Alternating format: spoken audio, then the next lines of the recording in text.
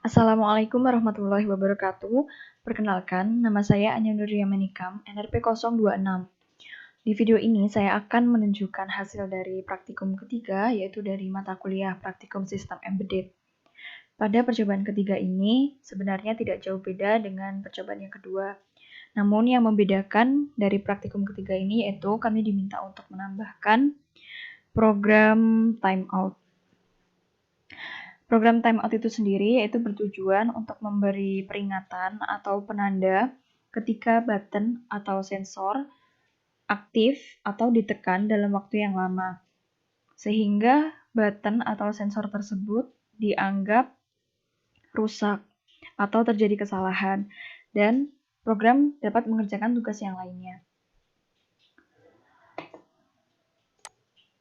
Berikut ini adalah konfigurasi dari percobaan ketiga ini. Saya akan tunjukkan pada pinout configuration-nya. Di sini saya menggunakan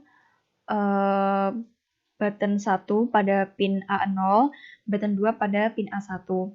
Lalu untuk LED-nya yaitu di sini saya menggunakan pada pin A kedua sampai dengan pin A yang ke-9.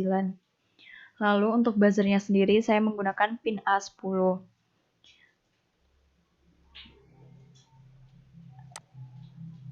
Nah, untuk GPIO modenya pada pin A0 dan pin A1. Di sini saya buat pull up. Lalu untuk yang LED dan buzzernya saya buat no pull up. Lalu untuk RRC-nya pada HSE awalnya di sini adalah disable, lalu kita buat kristal atau keramik resonator.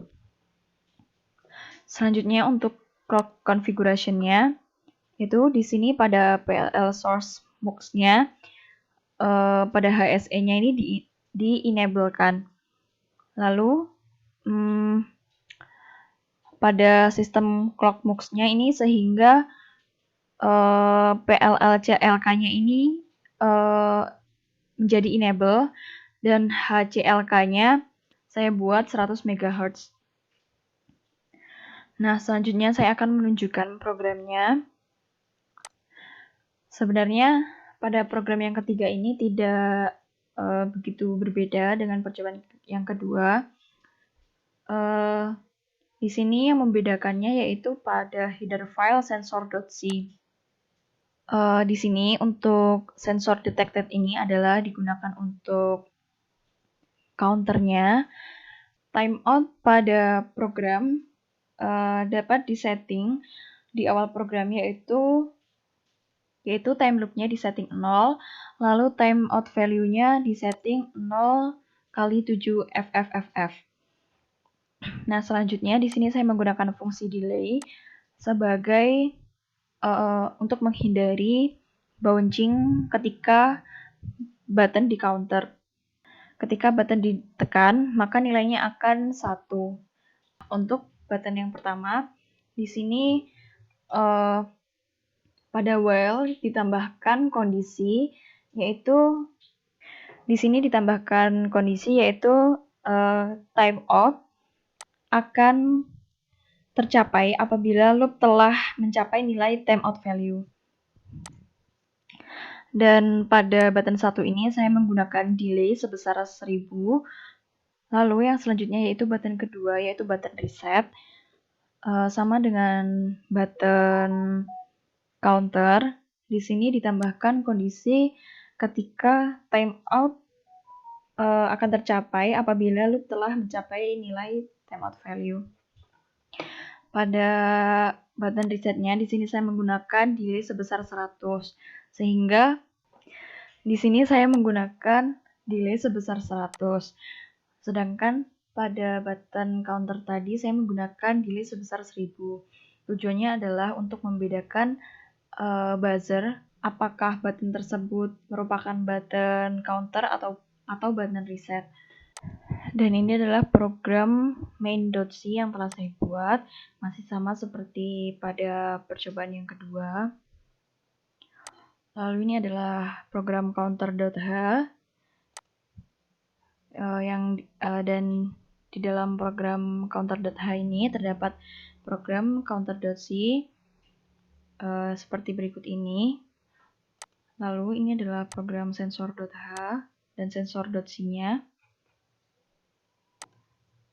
Ini adalah program hardware init.h dan ini adalah program hardware init.c. Lalu di sini terdapat program main.h yang di dalamnya terdapat deklarasi dari konfigurasi pin itu sendiri. Lalu selanjutnya sebelum memasuki ke simulasinya, kita build terlebih dahulu programnya apakah terdapat error atau tidak.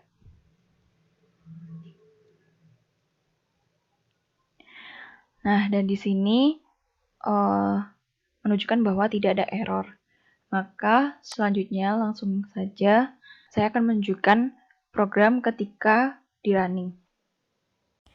Ini adalah rangkaian hardware yang telah saya buat.